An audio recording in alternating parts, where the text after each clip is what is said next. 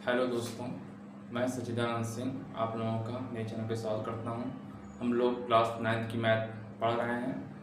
ठीक है, अभी हम लोग जो 7वां चैप्टर है त्रिभुज वो पढ़ रहे थे और इस पर हम लोग त्रिभुज पे बेस्ड क्वेश्चन हम लोगों ने किया था। 7.2 तक के क्वेश्चन हम लोगों ने कर लिया था। ठीक है, तो आज हम लोग उसके और आगे के टॉपिक्स को पढ़ेंगे। ठीक है, अच्छा, इसके पहले जो मैंने अभी तक 10 वीडियो डाले हुए हैं, 10 लेक्चर हमारे प्लेलिस्ट पे पड़े हुए हैं, उसको आप लोग जो है चले जाइएगा मेरे चैनल पे और प्लेलिस्ट पे जा करके क्लास 9 का जो फोल्डर है उस पर क्लिक करिएगा। ठीक है, 11th का भी वीडियो पढ़े हैं तो आप 9th पे क्लिक करके वहाँ पर और वीडियोस को और चैप्टर को भी वीडियो देख सकते हैं।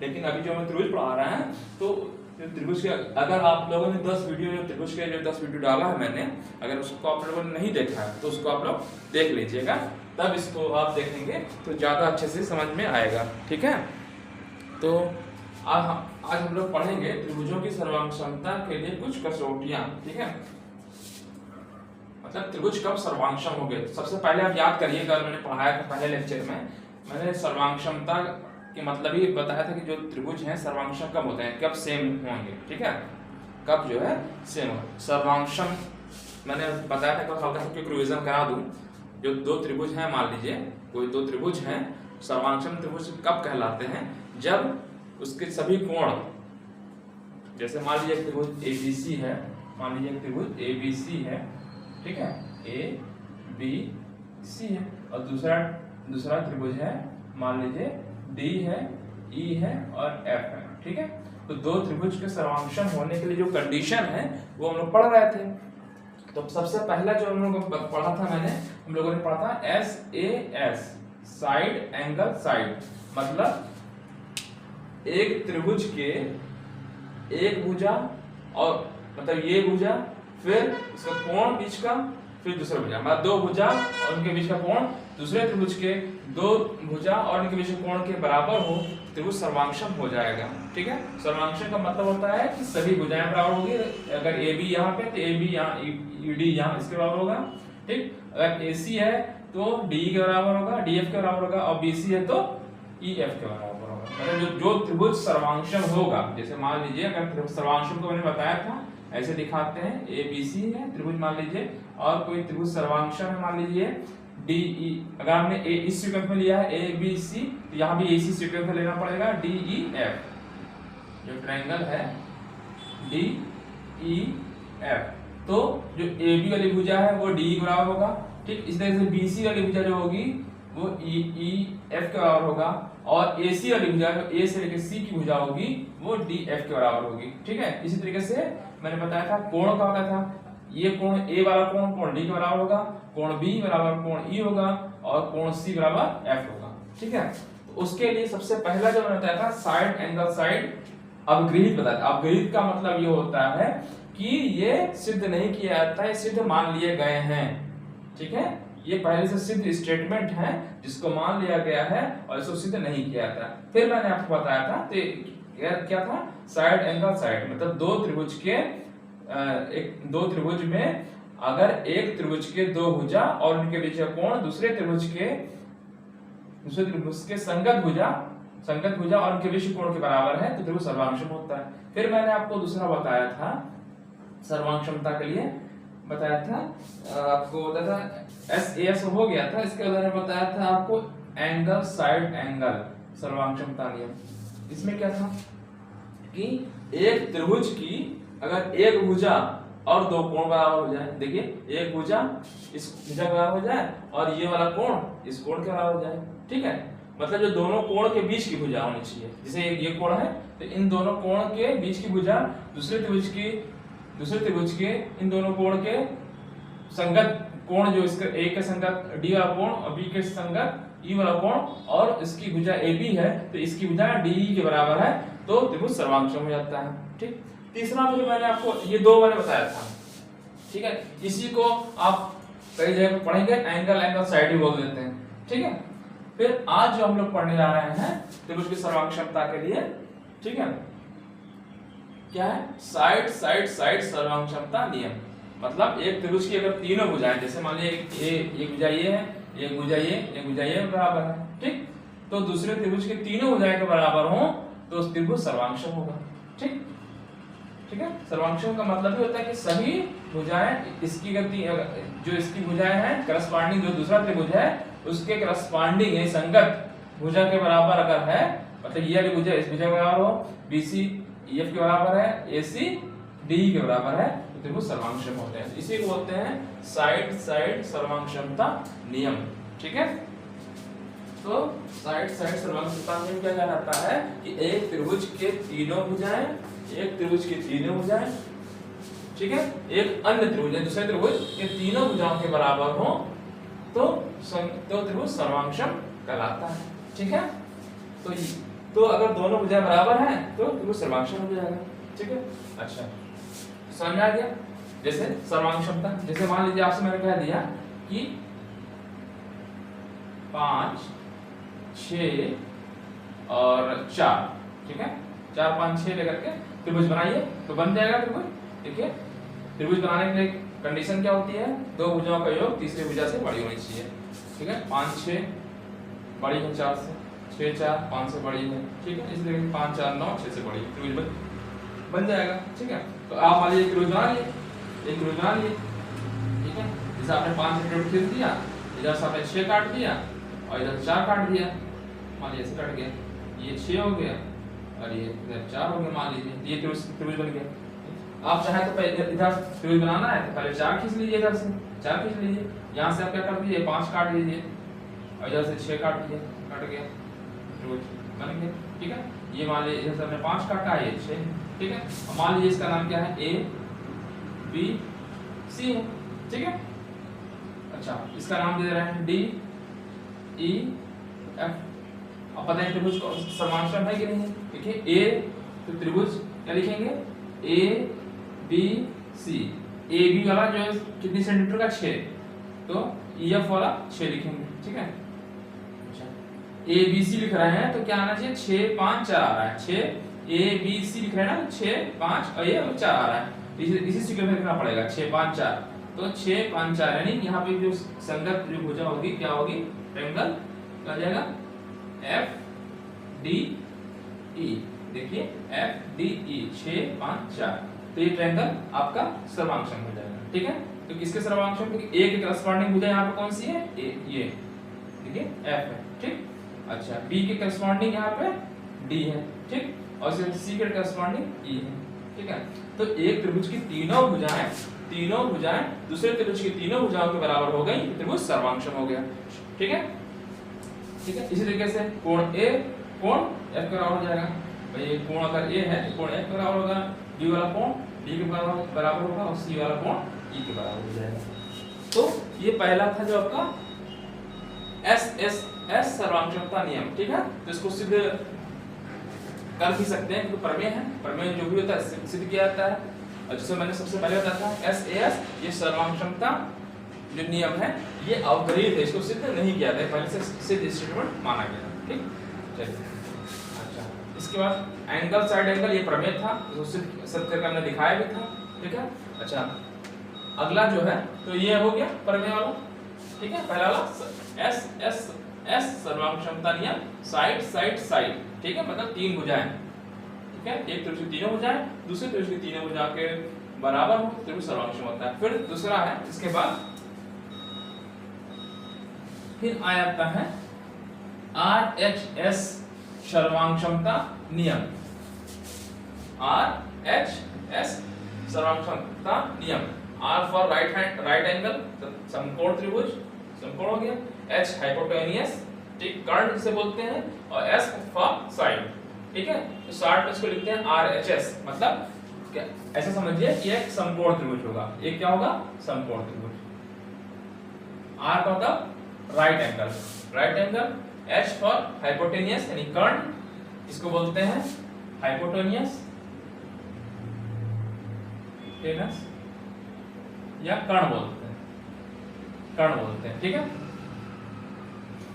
अगर अभी इसको लंब, जो हिंदी में इसको अगर लंब बोल रहे हैं इसको लंब बोलेंगे, इसे आधार बोलते हैं। ठीक है, ठीक है, परपेंडिकुलर लाइन बेस, ठीक है। फिर आप जो समकोण बनाने वाली त्रिभुज है, समकोण त्रिभुज बनाने वाली भुजा है, उसको छोड़ के जो दूसरी भुजा बनती है उसे बोलते हैं कर्ण, ठीक है, हाइपोटेनस, ठीक है। तो कहने का मतलब ये है कि यदि दो समकोण त्रिभुज हो, यानी एक त्रिभुज, ये समकोण त्रिभुज ये है, ठीक है, एक समकोण त्रिभुज ये है, ठीक है, एक दूसरा समकोण त्रिभुज है, मान लिया ऐसे बना देते हैं, क्या दिक्कत है, ठीक है, ऐसे। तो दो समकोण त्रिभुज में एक त्रिभुज का कर्ण, एक त्रिभुज का कर्ण और एक भुजा, यानी कर्ण, तो कर्ण मान लीजिए, चलिए मान लीजिए कर्ण मैंने 5 मान लिए, तो ठीक है, कर्ण और एक भुजा, एक मान लीजिए मैंने मान लिया 4, चलिए इसको 3 मैं मान लेता हूँ, ठीक, समकोण, ठीक है।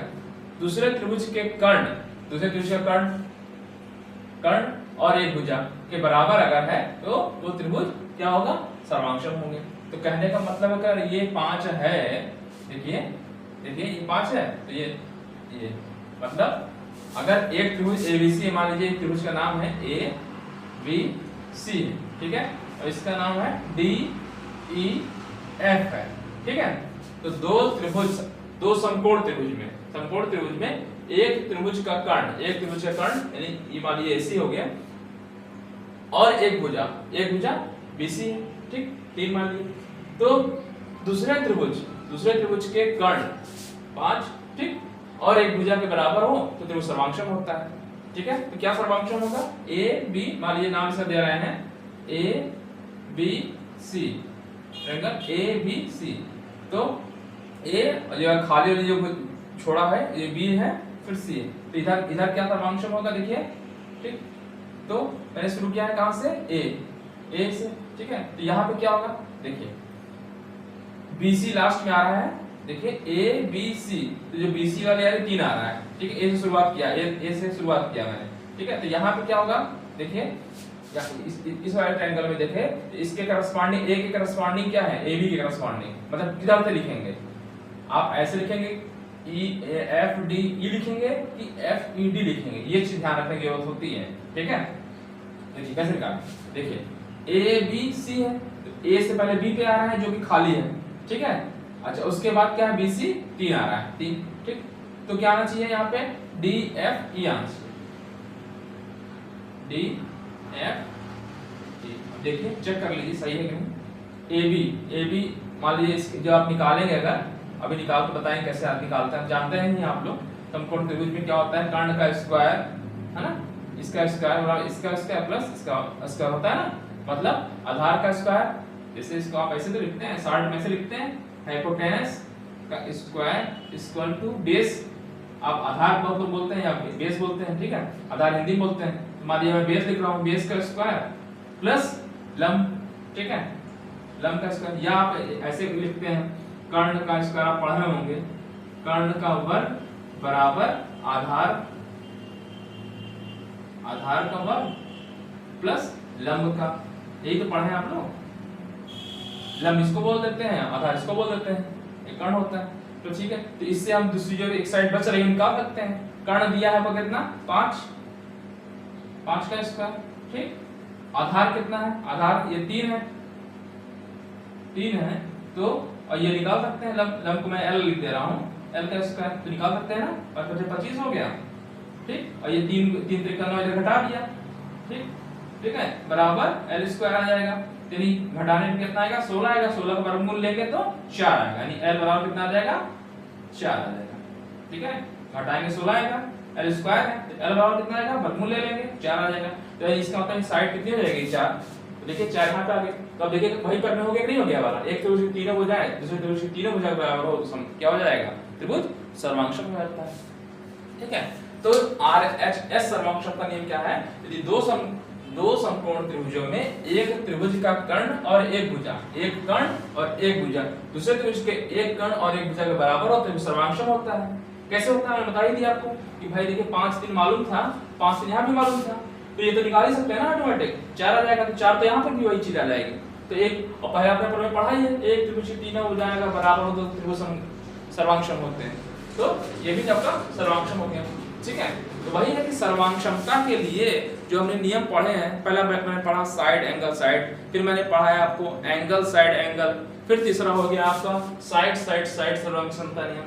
फिर चौथा मैंने बोल दिया RHS, ठीक है, राइट एंगल हाइपोटेनियस साइड सर्वांग क्षमता नियम, ठीक, मतलब समकोण त्रिभुज बोल सकते हैं आप, कर्ण और भुजंग सर्वांग क्षमता नियम, शॉर्ट में इसको बोलते हैं RHS सर्वांग क्षमता नियम, ठीक है। तो आपको याद हो जाना चाहिए एक त्रिभुज के सर्वांग क्षमता के लिए मैंने 4 एपिसोड टोटल इस बुक में है।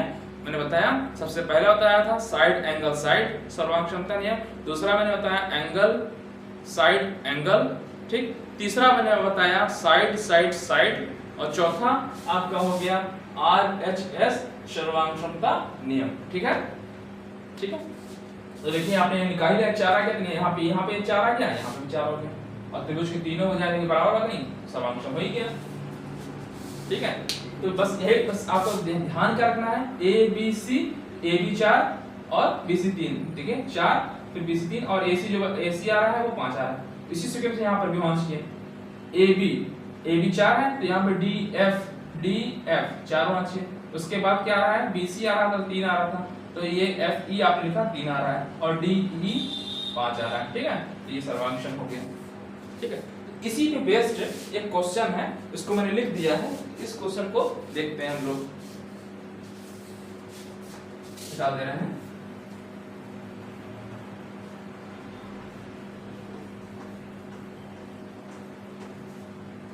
चलिए, तो इन दोनों को मैं मिटा दे रहा हूँ, थोड़ा जगह मिल जाएगा, सवाल लगाना है इसको, ठीक है, इस सवाल को लगाने के थोड़ा जगह बन जाएगा, ठीक है। RHS मैंने बता ही दिया था, राइट एंगल हाइपोटेनस और S फॉर साइड, ठीक है, इसको भी मैं मिटा दे रहा हूँ इससे। तो त्रिभुज के सर्वांग क्षमता कुछ और कसौटियां नहीं बता रहा था। अच्छा एक चीज और बता दूं आपको, याद आ गया,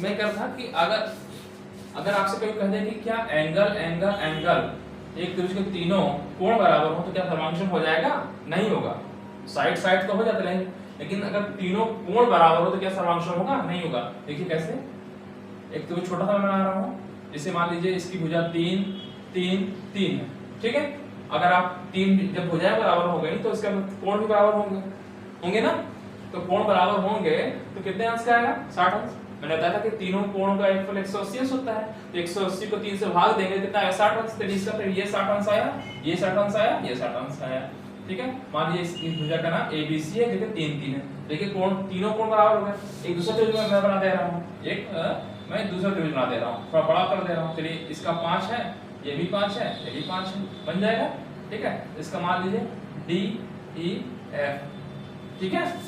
अब बताइए इसमें भी कोण देखिए 60 60 अंश आएगा, ये तीनों भुजाएं बराबर हैं तो तीनों कोण बराबर आएंगे, तो यहाँ पे भी ये कोण ये कोण ये कोण 60 अंश के आएंगे तीनों कोण, ठीक। तो क्या त्रिभुज ABC सर्वांग क्षम है DEF के, नहीं है। तो एक त्रिभुज के अगर तीनों कोण दूसरे त्रिभुज के तीनों कोण के बराबर है तो सर्वांग क्षम नहीं होंगे। सर्वांग क्षम का मतलब है कि सभी चीजें बराबर होनी चाहिए, भुजा भुजा भुजा तीनों भुजाएं बराबर होनी चाहिए, मतलब भुजा ये भुजा इसके करस्पॉन्डिंग यानी संगत भुजा के बराबर होना चाहिए, ठीक है। ये वाली भुजा इसके संगत, ये वाली भुजा इसके संगत। इसी तरह से कोण क्या होना चाहिए, कोण A के संगत कोण D बराबर होना चाहिए। तो कोण तो बराबर है लेकिन भुजा नहीं बराबर है ना, तो क्या सर्वांग क्षम हुआ, नहीं हुआ, ठीक है। तो मतलब इसलिए एंगल एंगल एंगल कोई नियम है, सर्वांग क्षम नियम है नहीं है, ठीक, लेकिन साइड साइड साइड सर्वांग क्षम का नियम है, ठीक है। तो ये आपको मैंने बता दिया, याद आ गया, ठीक है। तो एक त्रिभुज के लिए एंगल एंगल जरूरी नहीं है, ये जरूरी है, साइड साइड साइड। कंफ्यूज करने के लिए दे सकता है, जैसे स्टेटमेंट बना के दे दे आपका जो आपका मल्टीपल चॉइस क्वेश्चन में कि एक त्रिभुज के तीनों कोण बराबर है तो त्रिभुज सर्वांग क्षम होंगे, यस या नो। आप क्या करोगे, नो, ठीक है, एंगल लाइन साइड होना चाहिए।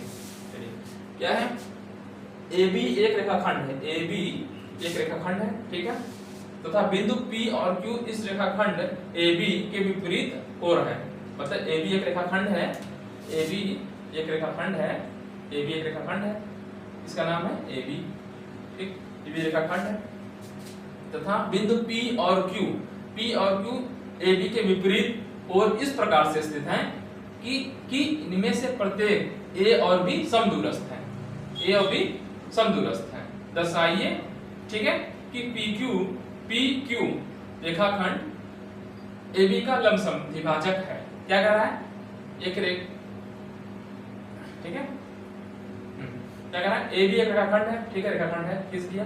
तब P और Q इस रेखाखंड के AB के विपरीत हैं, मतलब P इधर है तो Q इधर विपरीत है। चलिए, तो मैं मान लिया P इधर है और मैंने Q इधर मान लिया, कोई पॉइंट, ठीक है।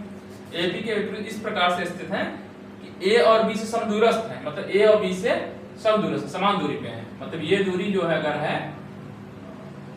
ये दूरी के बराबर, ये दूरी इसके बराबर है, ठीक। इसी तरह से यहाँ पे Q माना है आपने, ये वाली दूरी इस वाली दूरी के बराबर है, डबल से मैं दिखा दे रहा हूँ, ये इसके बराबर है, ठीक है, ये कह रहा है। फिर क्या कह रहा है? दर्शाइए कि P से Q को मिला दें, ये PQ, ठीक है, मिला दिया। PQ रेखाखंड AB का लंबसमद्विभाजक है। लंबसमद्विभाजक है मतलब, चलिए मान लिया पॉइंट C है, मान लिया, ठीक है। तो लंबसमद्विभाजक है, इसका मतलब कि समद्विभाजक है, मतलब कि समान होना चाहिए, AC बराबर ये है। दूसरा लंबसमद्विभाजक मतलब ये 90 अंश कोण बन रहा है, दो चीज कह रहा है, ठीक है, लंब और समद्विभाजक। तो लंब भी बन रहा है तो 90 अंश कोण सिद्ध करना है, दूसरा सिद्ध करना है AC बराबर CB, ठीक है। क्वेश्चन में ये है, तो आपको जो इसमें सिद्ध करना है, क्वेश्चन मैंने लिखा बता दिया, क्या सिद्ध करना है इसमें? सिद्ध करना है, क्या सिद्ध करना है? लंबसमद्विभाजक ना, लंब, ठीक है। एक सेकंड थोड़ा चेक कर लूं कि रिकॉर्ड हो रहा है सही से। हाँ, रिकॉर्ड हो रहा है, ठीक है। लंब, हाँ, क्या सिद्ध करना है आपको? AC बराबर C, एक तो AC बराबर BC, तो CB BC एक ही है। और क्या करना है? जो ट्रायंगल है बनना चाहिए 90 अंश का, मतलब है ना, ACP, मतलब जो एंगल बन रहा है, अगर हम कहें PCA बोलते हैं या ACB बोलते हैं, ACP बराबर 90 अंश, बस क्या यही लिखते हैं, ACB और BCP, एंगल BCP बराबर 90, ये आपको प्रूव करना है, ठीक है। तो अब कैसे करा जाए, ठीक है, कैसे प्रूफ किया जाए? कि एक तो हमको ये दिखाना है, इसका मतलब है कि अगर त्रिभुज ये ले, भाई ये कहाँ पे आ रहा है? एक त्रिभुज ये आ रहा है, ऊपर ले सकते हैं। तो इस त्रिभुज में अगर लें तो भाई हमको इन दोनों त्रिभुज से कुछ सर्वांशम दिख रहा है, एक भुजा बराबर दिख रही है बस, और कुछ तो बराबर नहीं दिख रहा है। अच्छा, और किससे सर्वांशम का हो सकता है? और बताइए जरा, क्या हो सकता है? एक तो भुजा दिखानी है, ये भुजा इसके, और दूसरा कोण दिखाना है। तो एक चीज देखिए, अगर हम इस त्रिभुज को लेना है, ऐसे सर्वांशम दिखा दें, तो सर्वांशम दिखाने के लिए तो एक भुजा बराबर अभी तक दिख रही है अभी तक, और न तो कोण मालूम है ना कुछ मालूम है। लेकिन अगर इस त्रिभुज को ले लें, देखा जाए तो PAQ ले लें अगर, और PBQ ले लें, देखिए ये भुजा इस भुजा बराबर हो गई, है ना, ये वाली भुजा इस भुजा बराबर हो गई, दो भुजा बराबर हो गई, तीसरी भुजा ये हो गई कॉमन।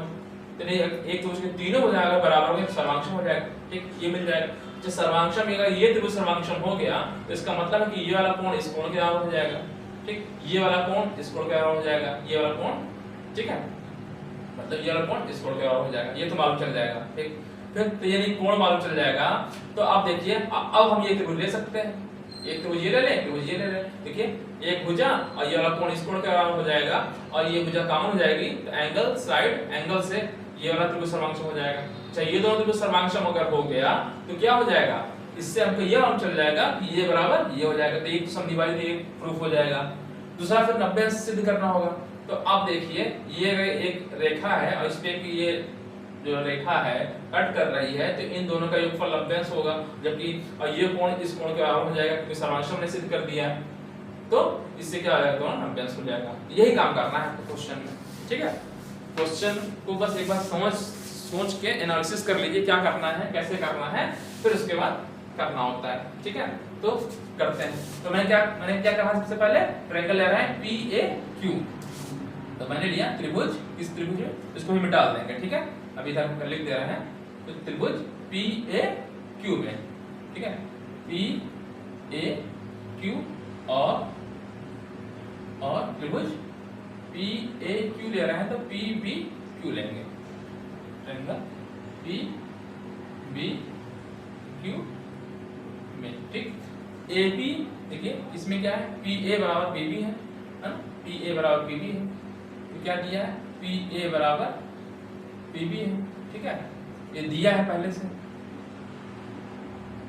दिया। अच्छा अच्छा, ए क्यू बराबर बी क्यू, ए क्यू बराबर, देखिए ए क्यू बराबर बी क्यू है, ए क्यू बराबर बी क्यू, ये भी दिया है, ठीक, ए क्यू बराबर बी क्यू दिया है। तीसरी चीज देखिए, ये क्या है, पी से क्यू उभयनिष्ठ है, इसमें भी इसमें भी, ठीक है, देखिए पी क्यू यहाँ पे भी है, पी क्यू यहाँ पर भी है, पी क्यू बराबर पी क्यू उभयनिष्ठ है, उभयनिष्ठ हो गया तो क्या हो गया, त्रिभुज सर्वांगसम होगा। इसलिए अतः त्रिभुज क्या हो गया, पी ए क्यू सर्वांगसम हो गया ट्रायंगल पी बी क्यू, ठीक, तो ये सर्वांगसम हो गया। तो सर्वांगसम में फायदा क्या हुआ, हमको ये कोण मिल गया, ये कोण भाई देखिए, ये कोण इस कोण का हो जाएगा, मतलब अगर पी ए क्यू बोले, ए पी क्यू बोले, ए पी क्यू बोले तो बी पी क्यू हो जाए, अतः इसलिए सर्वांगसम हो गया। अतः क्या मिल गया हमको, इस सर्वांगसम से होने से क्या फायदा हुआ, अतः इसलिए हमको भाई भुजा बराबर हो गई तो इसका अंदर तीनों कोण बराबर भी होंगे, है ना भाई। देखिए ये वाला कोण, ए वाला कोण बी के बराबर हो जाएगा, और कोण मैंने ये किया है ना, तो ए पी क्यू कोण बी पी क्यू बराबर हो जाएगा, ठीक है।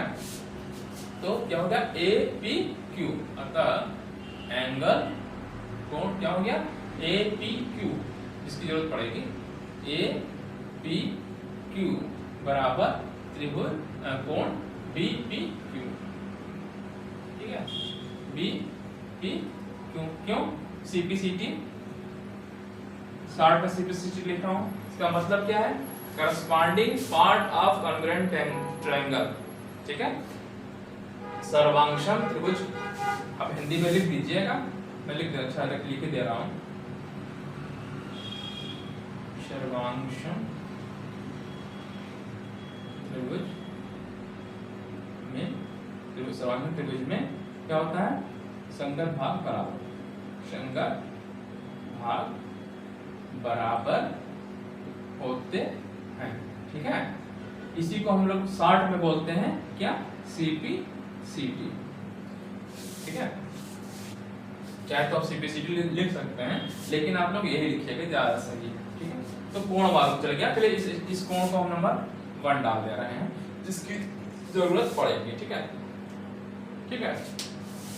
तो मैं मिटा दे रहा हूं इस क्वेश्चन को, क्योंकि हमको सिद्ध करना है लंबसम द्विभाजक, मैंने लिख दिया है, लंबसम द्विभाजक करना था क्वेश्चन में, क्या सिद्ध करना है, लंबसम द्विभाजक।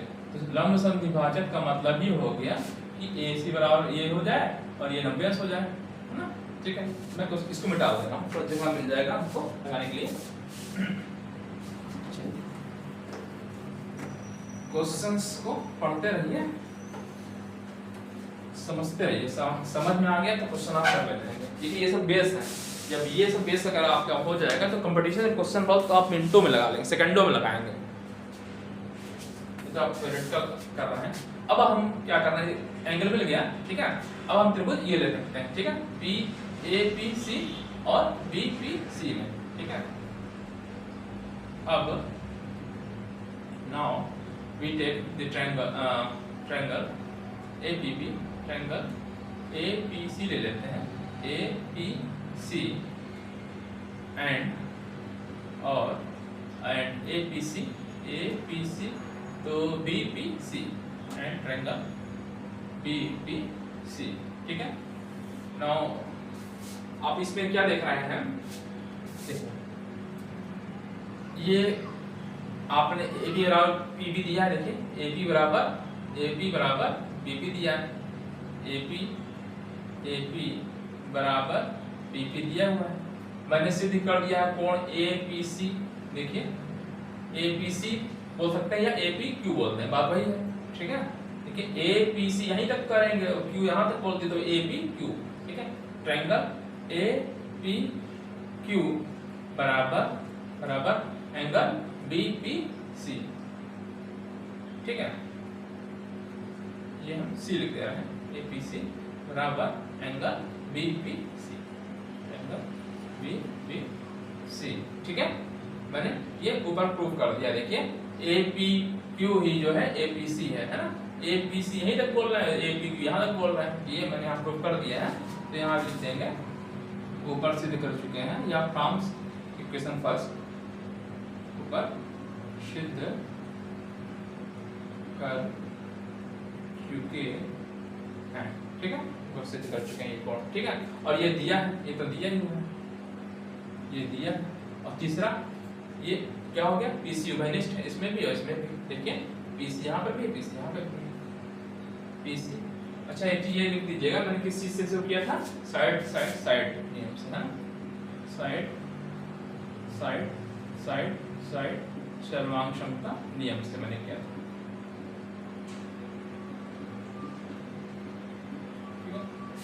तो पीसी बराबर पीसी हो गया, पीसी बराबर पीसी, ये उभयनिष्ठ है, उभयनिष्ठ है, ठीक है। उभयनिष्ठ हो गया इन त्रिभुज से, मतलब एक ये भुजा कोण है, ये तो त्रिभुज क्या हो गया, सर्वांक्षम हो गया, ठीक है। तो त्रिभुज अतः, अतः लिख दीजिए, अतः त्रिभुज ए पी सी सर्वांक्षम हो गया त्रिभुज बी पी सी के, ठीक। किस नियम से, साइड एंगल साइड नियम से, साइड साइड एंगल साइड सर्वांक्षमता नियम से, सर्वांक्षमता नियम से, ठीक है। अच्छा तो हो गया, तो सर्वांक्षम हो गया, तो इसका मतलब क्या हो गया, इससे ये पता लगा AC बराबर BC। भाई देखिए ये जो आपका AC है, इसे C की दूरी है, BC के बराबर हो गया, ठीक है। तो अतः इससे दिस इंप्लाइज क्या हो गया, AC बराबर, ये आता लिख सकते हैं या दिस इंप्लाइज लिख सकते हैं, AC बराबर BC। एक चीज तो हमको पता लग गया, BC जो हमको सिद्ध करना था, AC और BC तो सिद्ध करना था, तो यही दो चीज सिद्ध करनी थी हमको, 90 अंश देखिए लमसम विभाजन, ठीक है। एक चीज तो मिल गई। अब हम कोण की बात करें, ठीक है। अच्छा और क्या मिल गया, जब एक त्रिभुज सर्वांक्षम तो ये कोण भी बराबर होगा ना, एंड, अच्छा एंड और लिखते रहे, और क्या हो जाएगा, देखिए भाई जब ये भुजा साइड साइड सर्वांक्षम हो गया, तो करस्पॉन्डिंग जो है आपकी कोण और भुजा दोनों सर्वांक्षम हो गए, ठीक है।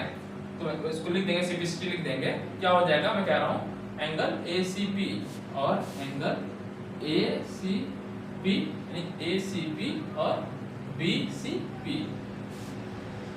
एंगल BCP हो जाएगा, मतलब कोण भी तो बराबर होंगे भाई, ये भुजा इसके भुजा के बराबर हो जाएगी, ये भुजा इसके बराबर हो गई, ये वाली भुजा इसके, मतलब ये तो दोनों कॉमन ही है, इस तरह से कोण भी तो बराबर हो जाएंगे, तो ठीक है। तो कहने का मतलब है कि जो इसके सामने कोण ये वाला है, इस सामने का ये कोण बराबर हो जाएगा, है ना, ठीक है। इस तरह से ये वाला कोण इस कोण के बराबर हो जाएगा, ठीक है। तो ये चीज मैं लिख दिया, ठीक है। तो ये कोण भी हो जाएगा किस नियम से, मैं शॉर्ट में लिख रहा हूँ, CP CT, यही चीज सर्वांक्षम त्रिभुज में संगत भाग बराबर होते हैं, ठीक है, ठीक है। अच्छा तो AC बराबर BC तो हमको मिल गया, जरूरत थी, अब हमको मिल गया ACP प्लस PCB, ठीक है। अभी तो ये रहा मिला, लेकिन 90 अंश नहीं मिला इसको, तो 90 अंश प्रूव करते हैं। अच्छा आप जानते हैं कि ये एक रेखा है AB पे BC कट कर रही है, ठीक है। तो एक त्रिभुज के ये जो ये लाइन है, लाइन पे रेखा कट कर रही है, तो क्या हो जा रहा है, इन दोनों कोण का योगफल 180 होगा, ठीक है। इस चीज को लिख दे रहे हैं, चलिए तो क्या होगा, एंगल लिखें ACP plus BCP equal to 180, ठीक है।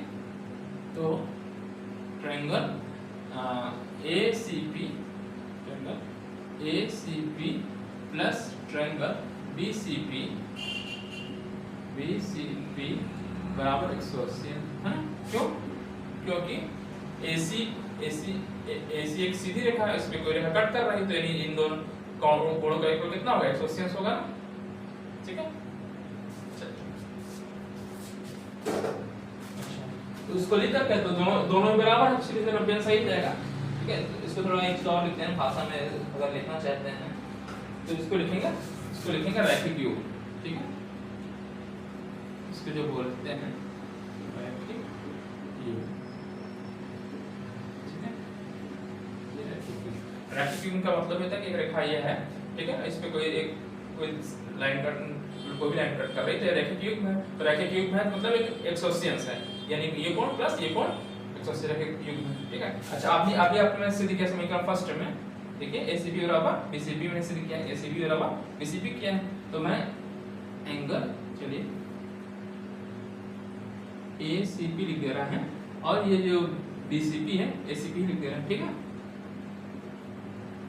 ठीक, ये बीसीबी बराबर एसीबी के बराबर 180, ठीक है। इसका मतलब कि 2 एसीपी हो गया, ये जोड़ेंगे तो ये 2 हो जाएगा, ट्रायंगल एसीपी बराबर 180 अंश या एंगल एसीपी बराबर 90 अंश, ठीक है। तो अब देखिए 90 अंश हो गया और हमको एक चीज मिल गई थी, क्या कहाँ मिला था, एसी और बीसी एंड और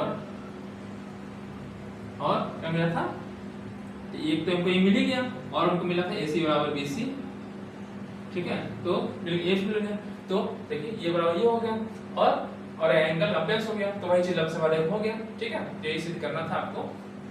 अतः क्वेश्चन क्या था, क्वेश्चन तो बहुत क्वेश्चन बता दिया, क्या करना था कि PQ रेखाखंड AB का लंब से बनवाया जाता है। अतः क्या सिद्ध करना है, रेखा PQ, तो रेखा PQ, अतः रेखा PQ, ठीक, AB का लंब समद्विभाजक, यह प्रूफ करना था, प्रूफ, ठीक है, ठीक है, ये आपको सिद्ध करना, समझ में आ गया होगा। एक बार इसको मैं फिर से जल्दी बता दे रहा हूँ, रिकैप करा दे रहा हूँ जल्दी से, ठीक है। क्वेश्चन यही था कि AB एक रेखा थी, ठीक है, इसके अपोजिट डायरेक्शन में P और Q था, ठीक है, P और Q था और जो भी समदूरस्थ था, मतलब यहाँ से इसकी दूरी बराबर थी और इसी तरीके से नीचे वाली ये वाली दूरी इसके बराबर थी, ठीक है, और PQ को मिलाया गया, तो ये सिद्ध करना था जो PQ है वो लंब समद्विभाजक है। तो कैसे करेंगे, तो सबसे पहले मैंने क्या ट्रायंगल लिया, ये ट्रायंगल लिया PAQ और PBQ में, ठीक है, इसको मैंने सर्वांशम सिद्ध किया, कैसे, ये भुजा इस भुजा के बराबर थी, ये वाली भुजा इसके बराबर थी और तीसरी भुजा ये थी 3, तो तीन कंडीशन हो गई, तीनों है ना, एक त्रिभुज के 3 भुजा, ये वाली भुजा इसके बराबर, ये वाली इसके बराबर, ये भुजा बराबर हो गई, त्रिभुज सर्वांशम हो गया, ठीक है, सर्वांशम हो गया तो उसका मतलब कोण भी बराबर होंगे, इसलिए हमको चाहिए था APQ बराबर BPQ, कोण बराबर हो गया, ठीक है, इस कोण को फर्स्ट मान लिया, ठीक है। अच्छा फिर मैंने क्या ट्रायंगल लिया, ये ट्रायंगल APC लिया, BPC लिया, इन ट्रायंगल में हमने क्या लिखा, ये भुजा आपको बराबर दिया ही हुआ है और मैंने कोण अभी यहाँ पे देखिए बराबर सिद्ध किया है, तो ये अभी APC कोण बराबर BPC के हो गया, ठीक।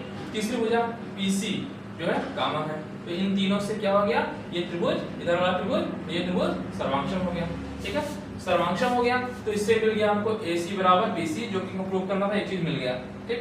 दूसरा चीज क्या मिला, जो कोण संगत कोण भी बराबर होंगे, तो P यानी ACP बराबर BCP, ठीक है, ये मिल गया।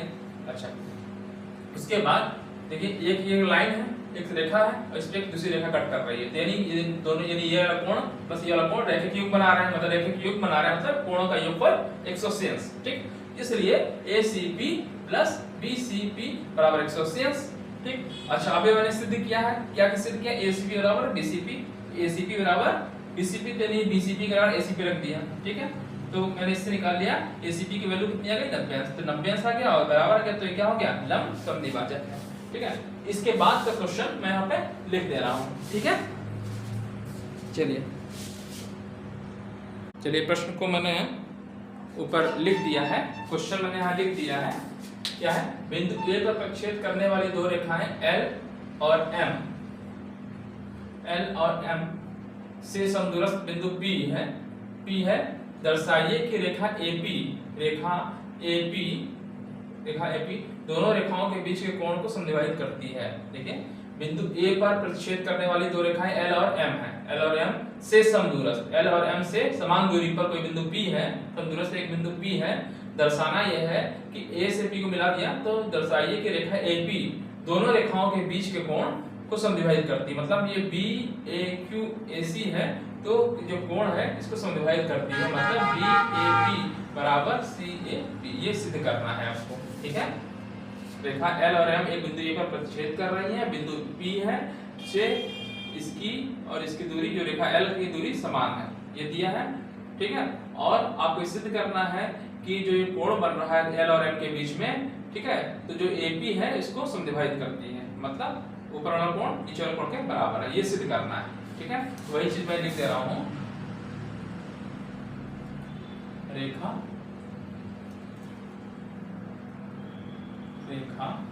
L और M A पर प्रतिच्छेद कर रही हैं, A पर प्रतिच्छेद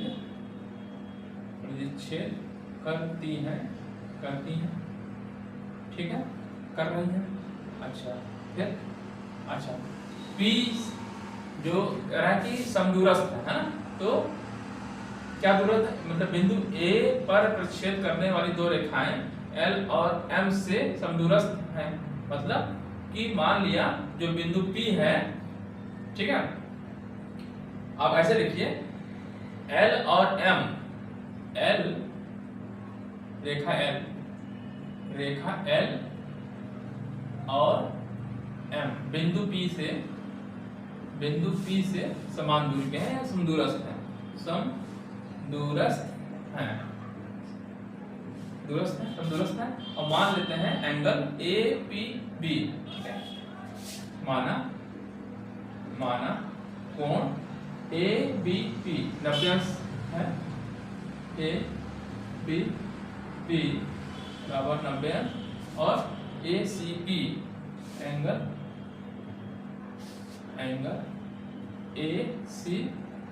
ACP बराबर 90 अंश, ये मानना पड़ेगा। देखिए, लेकिन हम P कहीं भी मान सकते हैं, यहाँ पे भी मान सकते हैं, ठीक है, तो वहां कहीं पे भी आप माने, वहां से इसकी दूरी समान होनी चाहिए, इसकी दूरी समान होनी चाहिए। ठीक है, ठीक है, तो मैं इसको मान लिया कि 90 अंश पे है। ठीक है, अच्छा, और क्या चीज, जब ये 90 अंश हो गया, ठीक है, 90 अंश हो गया, और हमको क्या दिया, क्या है, BP बराबर AC है, जो दिया है आपको, दिया क्या है आपका, BP बराबर B से P की दूरी, C से P की दूरी, ठीक है, यानी BP बराबर CP, ये दिया है आपका। सिद्ध क्या करना है, सिद्ध करना है, क्या सिद्ध करना है आपको, ट्रायंगल BAP, ट्रायंगल BAP बराबर कोण CAP, ये आपको सिद्ध करना है, CAP, ये सिद्ध करना है। ठीक है, ठीक है ना, समविभाजित करता है, मतलब क्या होना चाहिए कि ये कोण ऊपर वाले कोण के बराबर है। तो ये कैसे करेंगे, ये त्रिभुज ऊपर वाला त्रिभुज और नीचे वाला त्रिभुज ले लें, सर्वांशम दिखा दें, तो ये इसका तो ये कोण इस कोण के बराबर अगर आ जाए तो समदूरस्थ हो गया। ठीक है, सर्वांशम हो गया तो अपने आप ही हो गया कोण, भाई ये कोण इस कोण के बराबर हो गया, तो इसका मतलब ये होगा कि जो कोण होगा ये उसका समविभाजित करता है। ठीक है, तो ट्रायंगल क्या लेंगे, ABP ACP है। ठीक है, तो त्रिभुज क्या लेंगे, ABP, ट्रायंगल ABP, और त्रिभुज ACP में। ठीक, अच्छा, क्या दे रखा है, ये समान दूरी पे है, ठीक, क्या है, ये समान दूरी पे है, यानी BP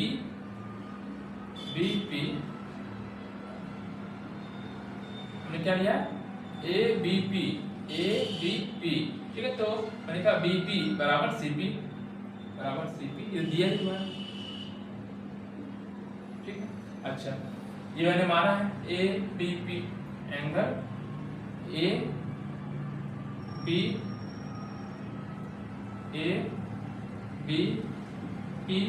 बराबर ACP, ये मैंने माना 90 अंश बराबर 90 अंश, ये माना है। ठीक है, अच्छा, अब ये बताइए, एक त्रिभुज, ये समकोण त्रिभुज है, समकोण त्रिभुज में क्या रहता है, एक समकोण त्रिभुज में, अच्छा, और AP AP जो है क्या हो जाएगा, AP इसमें भी है इसमें भी है, AP बराबर AP है, ठीक है। ये क्या है, कॉमन है यानी उभयनिष्ठ है, ठीक है। अच्छा आपने पढ़ा है RHS है ना, right angle hypotenuse and side arches नियम, सर्वांगता नियम क्या है कि समकोण त्रिभुज में, एक समकोण त्रिभुज में कर्ण और एक भुजा, दूसरे त्रिभुज की कर्ण और एक भुजा के बराबर हो तो सर्वांशम होगा। देखिए 90 अंश हो गया तो समकोण त्रिभुज हो गया, ठीक, समकोण त्रिभुज हो गया। फिर AP दोनों में कॉमन है यानी कर्ण, देखिए कर्ण है जो 90 अंश के सामने होता है कर्ण होता है, ये कर्ण हो गया AP, तो AP इसमें भी है इसमें भी है, ठीक है। और एक भुजा BP PC है ना, इन त्रिभुज से क्या हो गया, सर्वांशम हो गया ना, इसलिए त्रिभुज अतः त्रिभुज ABP सर्वांशम हो गया त्रिभुज ACPK, ठीक, ACPK किस नियम से, RHS सर्वांशमता नियम से, नियम से, ठीक है, ठीक है। ये सर्वांशम हो गया, सर्वांशम हो गया तो इसका मतलब क्या हुआ, BAP अतः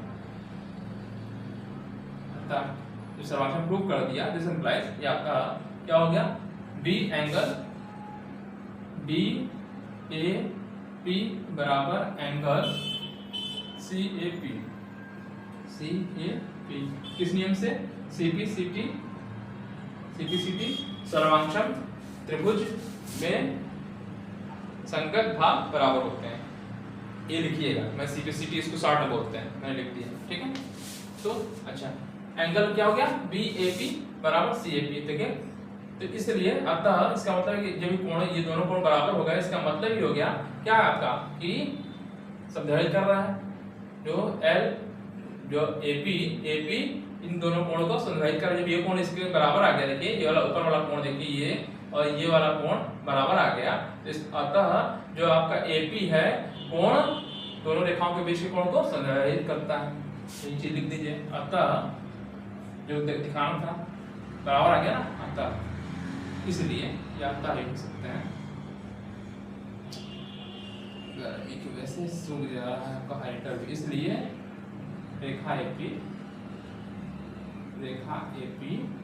ठीक है दोनों रेखाओं के बीच कोण को संधारित करता है, AP दोनों रेखाएं अर्थात L और M, लिख दीजिए L और M, ठीक, के बीच के कोण को के बीच के कोण को क्या करता है, समद्विभाजित करता है, समद्विभाजित, ठीक है, ये आपका प्रूफ है, ठीक है। तो फिर बार समझा दे रहा हूं आपको जल्दी से,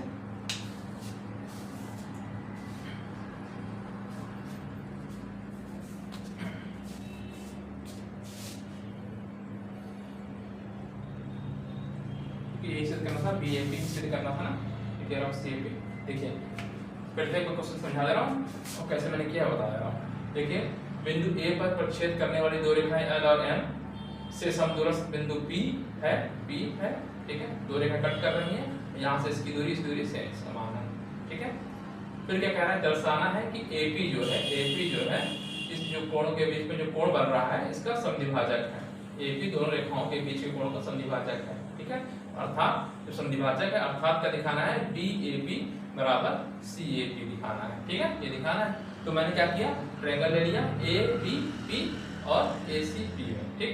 अच्छा ये इसके पहले मैंने ये माना है कि ABP 90 अंश का जो कोण है 90 अंश का, ये माना है, ठीक है, मानना पड़ेगा तो बिना इसके हो भी नहीं पाएगा, क्योंकि भाई आपने इसमें दे क्या रखा है, ये दूरी बस ये चीज दे रखा है, दूरी समान है और कुछ दिया ही नहीं है, ठीक है। तो एक को कहीं ना कहीं मानना पड़ेगा कोई एंगल, ठीक है, तो मैंने मान लिया 90 अंश है, ठीक है। अगर मिनिमम दूरी कहा होता क्वेश्चन में तो ये 90 अंश हो जाता सीधे सीधे, तो 90 अंश हो जाता, ठीक है। कि परपेंडिकुलर डालने पे भाई किसी से आप दूरी नापते रेखा की, ठीक है, यहाँ से नापेंगे तो ज्यादा हो सकती है, कम हो सकती है, यहाँ से करेंगे तो ज्यादा हो जाएगी, ठीक है। अगर इसी क्वेश्चन में से ये चीज कर देता कि जो है मिनिमम दूरी पे है, न्यूनतम दूरी पे है, तब यहाँ परपेंडिकुलर 90 अंश आएगा। इसलिए इस क्वेश्चन में यहाँ पे आपको 90 अंश मानना पड़ेगा। इसलिए मान लिया एंगल ABP बराबर 90 अंश, ठीक है। तो ये 90 अंश मैंने मान लिया, तो मैंने इस त्रिभुज को ऊपर वाला त्रिभुज और नीचे वाला त्रिभुज लिया, ठीक है। तो इस त्रिभुज में क्या है कि BP बराबर PC दिया हुआ है। अच्छा, ये 90 अंश का है, ये 90 अंश है, देखिए ये 90 है, ये 90 है ना, 90 जो मैंने माना था ऊपर से, है ना। अच्छा, फिर AP दोनों में कॉमन है, AP दोनों में कॉमन है। तो संपूर्ण त्रिभुज में देखिए एक 90 अंश का हो गया, कर्ण और एक भुजा, दूसरे त्रिभुज का कर्ण और एक भुजा बराबर हो गई, तो क्या हो जाएगा, सर्वांशम हो गया। वही चीज मैं लिख दिया, ठीक है। RHS नियम से ये तीनों चीज हो गई, 90 अंश कोण हो गया, ठीक है, ये कर्ण हो गया, ठीक, और एक भुजा हो गई। तो ये क्या हो गया आपका सर्वांशम हो गया। सर्वांशम हो गया तो हमको इसका मतलब संगत भाग बराबर होते हैं। संगत भाग बराबर होते हैं तो क्या होगा, कोण BAP बराबर CAP हो जाएगा। अच्छा, जब कोण बराबर हो गए, यही तुमको सिद्ध करना था, ठीक है। जब कोण बराबर हो गया, इसका मतलब कि LAM के जो कोण बन रहा है उसका AP क्या समद्विभाजक है ना, ये लिख दिया, प्रूफ कर दिया, ठीक। तो इसके बाद एक्सरसाइज, आई थिंक कौन सी एक्सरसाइज है, हाँ, इसके बाद प्रश्नावली जो है 7.3 के क्वेश्चन को हम लोग सॉल्व करेंगे, जो नेक्स्ट वीडियो में करेंगे, ठीक है। तो आज के लिए इतना ही कर लेते हैं। वीडियो बड़ी हो गई होगी हमको लग रहा है, हाँ 58 मिनट्स की हो गई है। अच्छा, बीच में थोड़ा सा माइक भी जो है जो मैंने बंद कर दिया था, मतलब तो ऑन नहीं था, तो फिर बाद में मैंने इसको फिर से वीडियो बना के उसमें फिर ऐड किया, ठीक है। तो चलिए, मैं कह रहा हूँ कि आज के इतना रेडी रहते हैं। कल हम लोग जो इसके क्वेश्चंस हैं अभी तक जितने हम लोग पढ़ लिया है, उससे बेस्ड क्वेश्चंस को करेंगे, ठीक है। तो आप लोगों को अगर समझ में आया है तो वीडियो को हमारे लाइक करिए और दूसरे दोस्तों में, अपने रिलेटिव्स को जो बच्चे हैं, ठीक है, वहाँ पे आप लोग इसको शेयर करिए और उनको सब्सक्राइब करवाने की कोशिश भी करिए, ठीक है। थैंक यू, धन्यवाद।